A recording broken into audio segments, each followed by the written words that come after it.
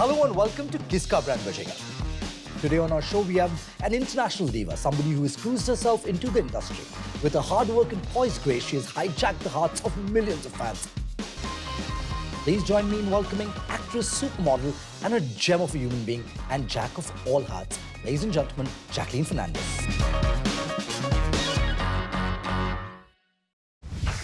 Hello. How are you? Great. Please have a seat. Thank you.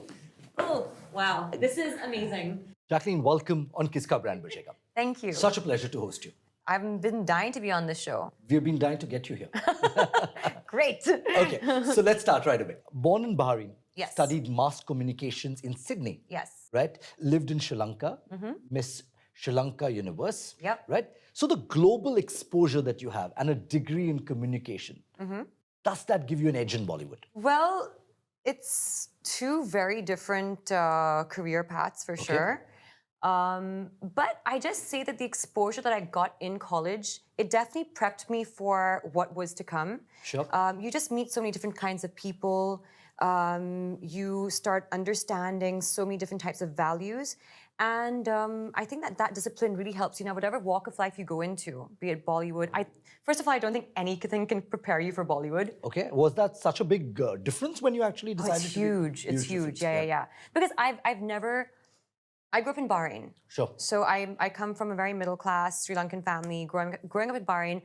And in Bahrain also, there's no type of extracurricular activities that you could take in terms of theater, acting, performance, nothing. Like even in my school, I went to a convent school. We didn't even have that as an extracurricular. We had either you could do art or music. Right. And that was the only other thing. But you had to stick to your studies. So when I came to Bollywood, I had no idea what a producer was, what a director was. I just knew, okay, there were movies and then there was actors. I didn't know this world. I was not a filmy kid. I didn't know about agencies. I didn't know how anything worked. So because of that, nothing prepared me. Nothing could prepare me for that. Even if I went, I think, to whatever, acting school, whatever, I don't think I would have been as prepared to know what I was heading into when I came into Bollywood.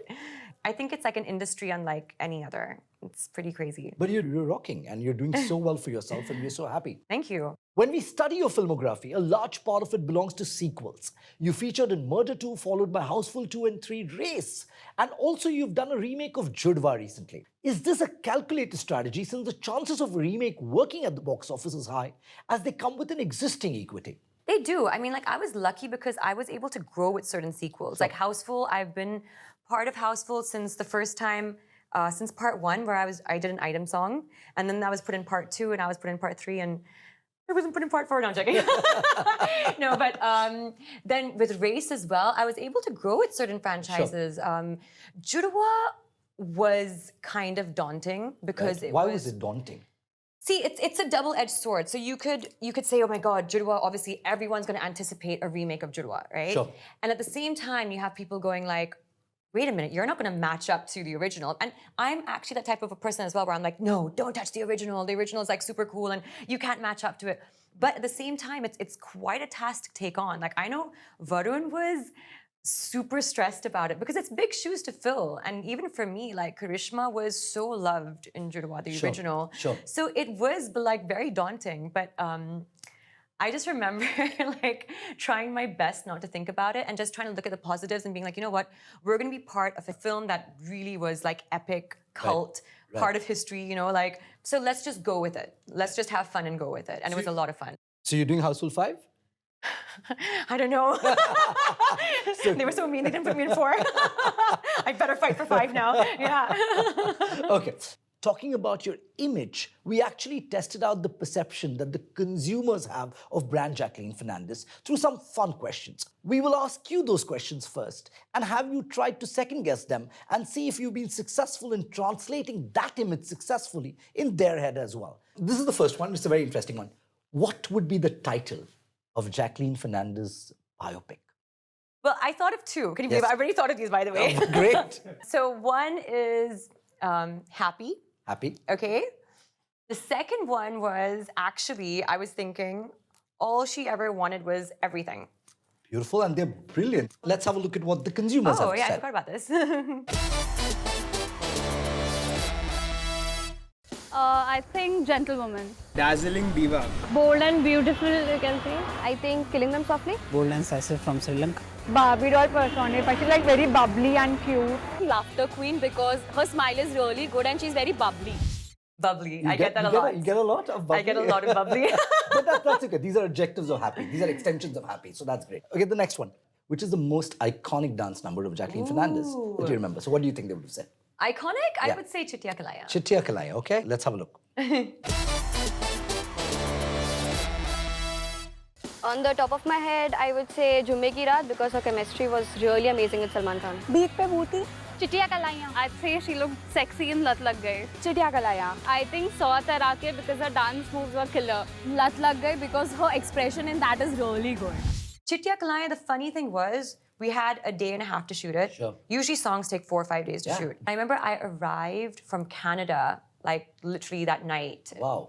And then we got on set, and I remember I was feeling so puffy. And I was like, oh, it's terrible. And then we had these 2 outfits. I had no trials. So I got on set, and I'm like, oh, I'm not sure about this outfit. I was being like super, like diva-ish about it. I'm not sure, Amit. Should we go with this outfit? It's so boring. I'm not sure. Then on the 3rd outfit, we didn't have anything because he said, no, I need another change. I need another change when you're rapping with the Meat Brothers. And no change. And so we looked at the dancers around us and I was like, okay, let's take that girl's cap. And I was like, I came in some tracks today, na? Let's wear those tracks. And then we found some other girl with a pink top. I said, let's take her pink top. And we did that sequence. Did they credit you as a stylist? No, it was just, like I said, it's teamwork. All of this stuff is just about teamwork. And then I remember Vicky showed me the first cut of Chittiya Kalaya. I said, it's horrendous. I said, no, don't release the song, don't release the song. I was like, no, it's so bad. And he said, no, it's cute, Jackie, it's really, really nice. And then it ended up being like... Which app does Jacqueline Fernandez use the most?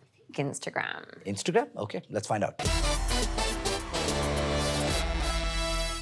I guess Snapchat because she's more active there. TikTok. I think YouTube because she vlogs a lot and her birthday vlog was really good. YouTube. Can say travel apps because I have seen her Instagram stories and all where she travels a lot. I think she just joined TikTok, so her content is very entertaining. Instagram or something, yeah. Snapchat because she's very active there. Google Translator as she translates her Hindi dialogues. That's a good one, actually. Let me put that in there. Have you used the Google Translator? No, not really. Not I really. think like once when I was in like Europe or something. But for my Hindi scripts, imagine. Wait, director sahab, 1 second. Google Translate.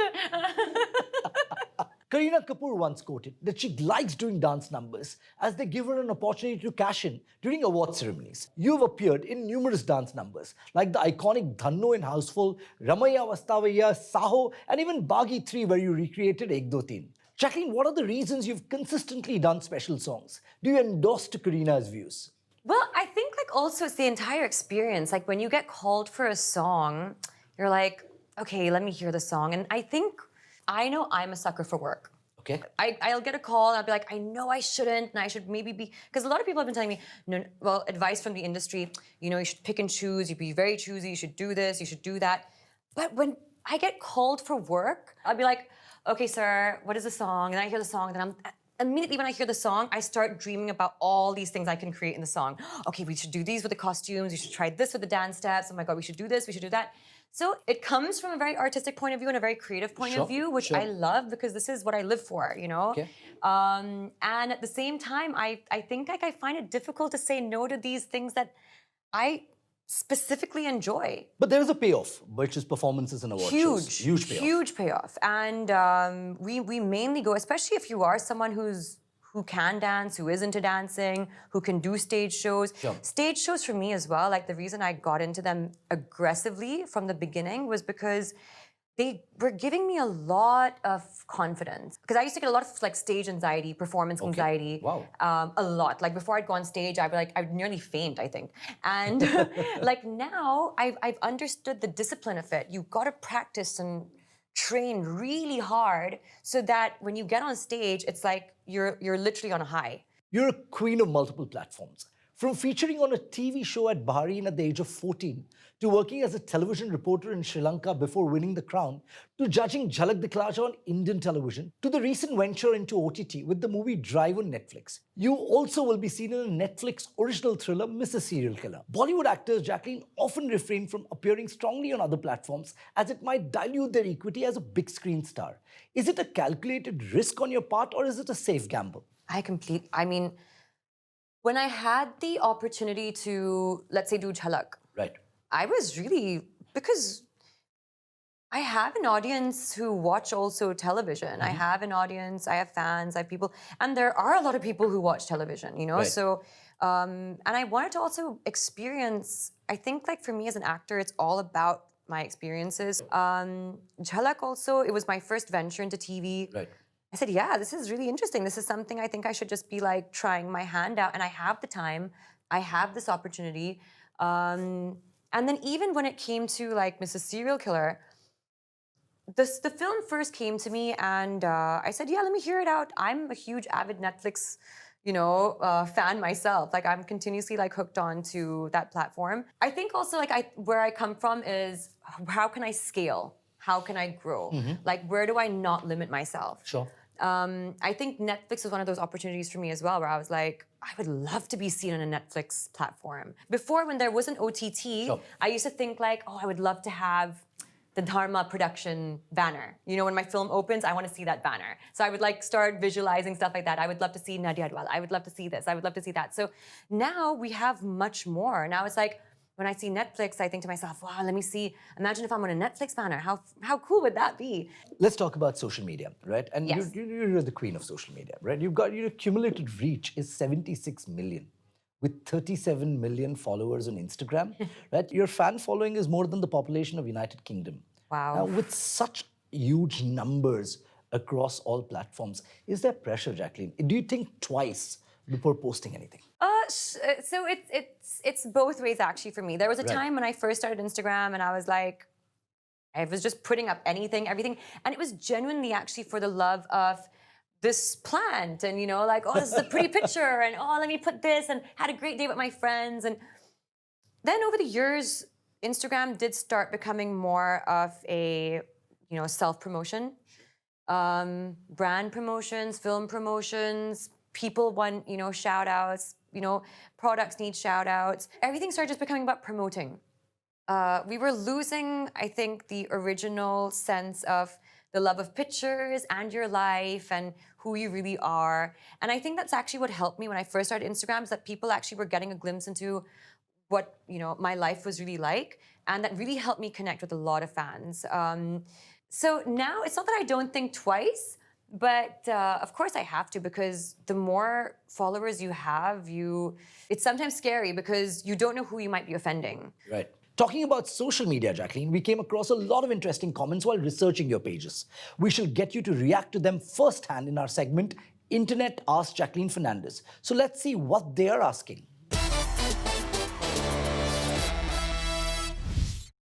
Who's the biggest? Oh, yoga ambassador after Narendra Modi, Ramdev Baba or Asli Jacqueline? Right. Yeah. So who's a better one? Yeah. Who's a bigger yoga ambassador? I don't think I can beat Ramdev Baba. I mean, You can't beat Ramdev Baba. no, I can't. I'm sorry. Let's have a look at the next one. Looking at the number of TikTok videos you made, you should be made the brand ambassador of TikTok. What's the rationale for coming on TikTok? So I'll tell you the funny thing about Yeah, TikTok. yeah. Okay, so TikTok actually came to me as a brand Sure. when it was called Musical.ly. And they said, would you endorse Musical.ly for us? Okay. So I said, yeah, of course I'll endorse Musical.ly. And it was a proper brand deal. And a year went by and, 4 videos were what I had to post for them. And I did those 4 videos, but I was never on Musical.ly. Okay. Never, okay? And I just thought, Tika, I'm doing this as a brand thing. And, it's cool. I just make a couple of videos and I post it up. And a lot of people are now endorsing apps and stuff. And all of a sudden they changed to TikTok and they became like really big. And then I found myself not being the brand ambassador anymore, but posting way more than I ever did for that app. And now it's like, I really enjoy doing TikTok. And I feel like TikTok still is very raw. Right. You know, you go, you make the funny faces, you try the challenges, you're completely yourself, you know? And so that's why I'm having a lot of fun actually on TikTok. And yeah, and I think it's gonna be, well, it is already huge, but if you're not on TikTok and if you are looking at at being, you know, building your brand, then it's super advisable to be on TikTok now. Okay, that's a great advice from the expert. Yeah, the next one. There's Amanda Cerny and Jacqueline Fernandez, the cast for Judua 3. So the weird thing about this was, I never thought, first of all, me and Amanda looked alike. You know, so I'll tell you how I met Amanda. Yeah. I followed her because of her comedy and her humor, and I really thought that this girl was a really funny girl, and I really liked what, you know, the stuff that she was making. And I was making a trip to LA, and I Insta-messaged her. And I said, hey, I'm Jacqueline Fernandez, and I'm coming to LA, and I know that you stay there, and would you like to meet? Sure. And she messaged me back immediately, and she said, oh yeah, sure, I'll come meet you. So I said, okay, cool, let's meet. And I came there, and I was on a personal trip, right? So I came there, I was waiting in the lobby for Amanda Cerny, and I was like, you know, she's probably gonna enter and have like tons of cameras around her. And I was like thinking, American influencer, like, you know, she's on YouTube and she's got these crazy followers. She's so funny. And like cameras will probably be surrounding her all the time, you know, and entourage and all that stuff.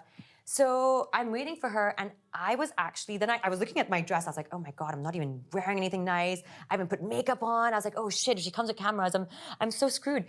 And she walked in alone, same, like literally she could have been in her pajamas, okay? She had a cap on, you know, she had no makeup, she was in like her tracks, and she's like, hey, what's up, Jackie? And I was like, oh my God, Amanda. And then we sat in that lobby and we chatted for like 3 hours, and then we just spoke about like what we should do, how can we collaborate, what does she like about India, when is she coming to India? I said, listen, before we go, should we do a photo shoot? Okay. So she said, okay, fine, cool. And then when I posted these pictures, that's when people were like, whoa, you guys really look alike. Being a supermodel and an actor, it certainly gives you an edge with endorsement deals. You've practically endorsed every category that's there to endorse. How involved are you in the decision of endorsing a particular product category or a brand? So a lot of the times, honestly, I have never personally, physically gone and pitched myself for an endorsement. Like I would tell my agency, you know, I really want to do toothpaste. And then, I mean, they would probably put it out there and, you know, do a couple of things. I know that there are certain like actors who take it a notch further and they go in, they barge into the offices of the brands and they say, hey, I'm your next brand ambassador. Do they? The biggest of the biggest. There are two types of people. You could either be the subtle one and say, okay, my agency is going to be doing this. Or you can say, I don't trust you guys. I'm going to go out there and I'm going to get this myself. And it's, you know, if you want something badly enough, you go out in there, you get it. You know, you don't rely on other people. Not in our industry, at least, you know. And so there are some really huge brand endorsers, huge actors, I mean actresses who they walk in there, they demand, you know, like a meeting or whatever, and they say, and they pitch it themselves. So you can do that. There are a lot of people who strategize their lifestyles, or they strategize their social media pages, or themselves to say, I'm the best person for this job. And then there's a lot of the times you genuinely have authentic brands that come your way and say, okay, I want to sign so-and-so to endorse my my paint, you know? So for me, I have taken the more conventional route of my agency doing the pitching. We will have discussions where it's like, there will be a dream list board. If it comes, it comes. If you lose the pitch, you lose the pitch. But what has been important for me is whatever's come in, there are certain brands maybe I never thought of, you know, before. When they come in, you kind of like say to yourself, okay, is this a brand I see myself using? If I see myself using it, okay, cool. And then we try out this product. When I try out the product, if I like it, okay, cool. Let's start talking. Like that's the most important thing for me. Because see, the thing is like now no brand is going to come to you if you're not going to post about them and you're not going to give them digital awareness and visibility and stuff like that. And not when you have millions of followers. Otherwise, there's just no point. On the lines of your celebrity counterparts, like Virat Kohli and Hrithik Roshan, you too have launched your own female-only fitness and fashion brand, Just F. What tempted you, Jacqueline, to do this, and how involved are you on the same? Also, like Deepika, who has decided to acquire stake in brands, are you open to doing endorsement deals in the lieu of equity? So I already have an equity deal with Raw Pressery. Raw It's Pressery, a juicery. It's cold pressed juices. That was my first venture. Yep. I was in Miami. Yep. And I was sitting with Sean. I was sitting with my sister who was visiting from from North Carolina. My mom was there, her nephew was there. And we're like, oh, let's just make a video. And this was Instagram days, okay? So it's like you shoot, you stop, like next cut. So we decided, okay, we'll make a video where we'll do a special effects video, okay? With no actual CG or whatever. Where I throw the bottle, okay, and it lands on your head. Yeah. I throw 2 bottles and it lands perfectly on the television. I throw 3 bottles, it lands like on my mom's book. Okay, so what we were actually doing is Sean would capture me throwing it and he'd go, whoa! And actually I would throw it somewhere else, but it would already be placed, okay? Yeah. So we did this video to celebrate my, I think 6 million or 7 million or something. And the video became kind of viral. And then when Raw Pressery saw it, they said, oh, that should have been one of our ads. Oh, okay. Okay, so then they contacted me and say, listen, we should work with Jackie and, it's quite creative and those should have been, raw press bottles and stuff like that. And that led to us just collaborating and then realizing that we have the same understanding towards fitness. And when I met Anuj as well, who's the owner, he is so into his brand and passionate about just spreading fitness and health awareness around India. And through his cold pressed juices, and I said, oh my God, even I feel like this, I want to do this, I want to do that. And that's when he invited me to become partner and, equity shareholder. And that was my first venture ever. You've used the power of social media and supported causes right from voicing your opinion on animal cruelty to helping raise funds for rebuilding Kerala. Your co-star Salman has carved out a successful brand being human. Do you plan to have your own NGO in the future? Absolutely. I think it's funny, but whenever brands come to me, whoever comes to me, Dabur Honey, Casio, trust me, I'm just like, okay, so, what is our CSR plan? What are we doing? Is there something that we can create apart from, the ad that we're shooting and stuff? Is there something we can do? And I was like, it's not even necessarily that we speak about it, but what are you guys doing? I want to know. It's interesting to see that, or for me to just be part of certain activities through you guys and to learn through you guys and to see what are the important issues. It's really important to just help people. Sure.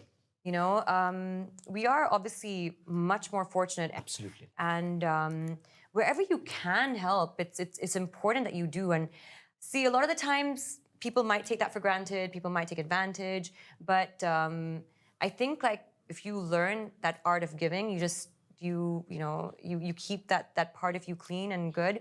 There's nothing else that I think can actually compare to that. Right. But I want to be able to be in a position where if someone comes to me for help, I'll always be in that position to help you. It's like Salman Khan, actually.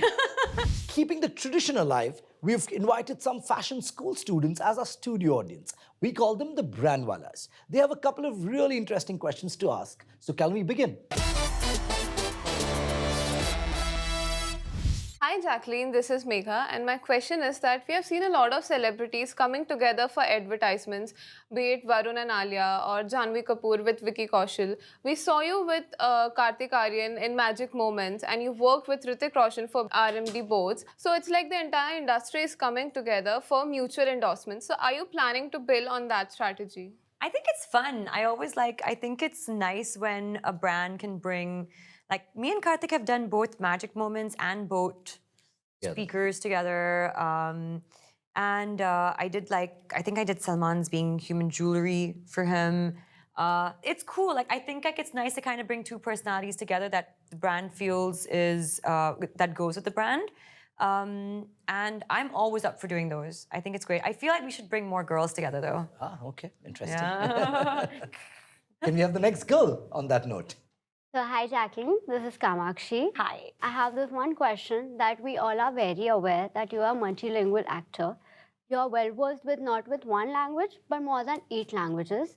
So my question is was your planned move to amplify the board of equity through various cultures, or was this just the love for your languages? So I have been exposed to many languages growing up, okay? I grew up in the Middle East, so I was exposed to Arabic. And I took a little course in Arabic as well. I learned French for 13 years in school. My mother's a Malaysian, so she's a Malay, so she speaks Malay, Thai, Cantonese, Chinese. My dad's a Sri Lankan, so he speaks Tamil, Sinhalese, Hindi, Malayalam. And when I came here, I started learning Hindi. So as much as and I took a course in Spanish, I do love languages. I love languages. I think also because I've traveled so much and I've just been open to like picking up people's cultures and languages. It's not that I speak them fluently, but I've been exposed and I've picked up a lot of it on my journey. There was no ulterior motive, like I'll learn this language and I'll get that brand. You know, there wasn't that. Can we have the last one, please? Hi Jacqueline, this is Pravlika. So I've read that since childhood you have been dreaming about becoming a Hollywood actress, but Bollywood came your way. So do you have any plans of venturing into Hollywood, or how do you want to go with it, if yes?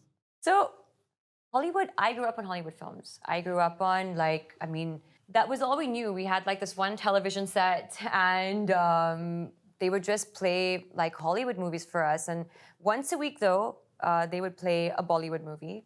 And it was like at 8 p.m. on Wednesday nights, every night. And we just had like this one channel, like the national television. And I remember then there came a time that, I don't know, you guys did not know this. You guys are college kids. Do you remember Laserdiscs? Yeah. Okay, so there was this thing before like CDs and DVDs and everything came out, there was like Laserdiscs. They were like huge. And my dad started collecting Laserdiscs. So all of a sudden we were then exposed to even more Hollywood films, and I would consume them so much. We didn't have the internet much over there then either, so we couldn't Google things. My world was only that, just like sitting and watching films and putting on a Laserdisc and watching Jumanji and Titanic and films of the 90s. And so my aspiration to become an actress came from only watching these films and watching these beautiful characters and everything that was going on in these stories. And I think like the 90s had some really crazy cinema. Like we had Titanic, we had like stuff like Armageddon, like the end of the world, and we had, I'm sorry, you guys have no idea what I'm talking about. I'm sure they know Titanic. Everyone knows Titanic. That was the world I grew up in, and that's all I wanted to be. I wanted to be an actress in those films. But just to be able to grow and, but yeah, Hollywood would be, I think, an amazing accomplishment because it's extremely competitive. Yeah, I think it's a crazy industry to get into, but once you're in, I think it's a huge accomplishment. Jacqueline, it's time for our next segment called Brand Googley. We've got a bowl here, which is product categories, right? And an age group. So you need to actually sell that in a Jacqueline Fernandez style. So are we game? Whoa. Let's have a look. Let's take your pick. Pick yellow because I'm wearing yellow. Yellow, and yeah. Maps. So let's take maps being sold to millennials. ये भी न जाने, वो भी न जाने, root क्या है, maps ही जाने, मिला जो संग तेरा, faster है रूट मेरा, चालू में होके Malan. That was interesting. That was quite a sport. That was quite a sport. There we go. That was quite a sport. Okay, guys, I'm really bad at this right now. You have no idea. I don't even know what I said in the last line. The second one. Okay. I think I'm getting good at this. Right. Book a ride. Okay, so let's take the post-millennials. Let's say age group of 25 to 35. Okay. Post-millennials? Yeah. I just coined it. I thought they were still millennials. Oh, that's so mean. Then what makes them? Okay. Matlabi, ho ja zara matlabi, duniya ki sunta hai kyun, book kar le ride kabhi. Jacqueline's creative as well. Great, man. Jacqueline, I absolutely had a great time discussing your brand journey, which was fun and insightful in equal measures. You're truly a combination of grace and vivacity with an upbeat personality and especially a golden heart that inspires millions today. I, along with the entire team at Kiska Brand Bajega, would like to wish you loads of success and happiness and keep us awestruck with your performances. Ladies and gentlemen, Jacqueline Fernandez. Kiska Brand Bajega gives you a chance to visit our studios and interact with India's biggest celebrity brands live by answering a simple question. What is the name of the activewear brand owned by Jacqueline Fernandez? A. Reason. B. Wrong. C. Just F. D. 7. Send your answers to us by commenting on our Instagram post and following our page at Kiska_Brand_Bajega. For you back home, we will be back with more brands, insight, and entertainment on the biggest marketing show on television, Kiska Brand Bajega. See you next week. This is Aditya Bhatt signing off. Happy branding. Today on the show, we have someone who single-handedly demolished bowling attacks across the world. And that's why he's rightly called the Hitman. So please welcome the one and only Rohit Sharma. In this game, somebody dropped a catch when I was at 4. And then I got 260 runs more. He met me at the breakfast tomorrow and he said, I will not be able to land in Sri Lanka, sir. What did you do?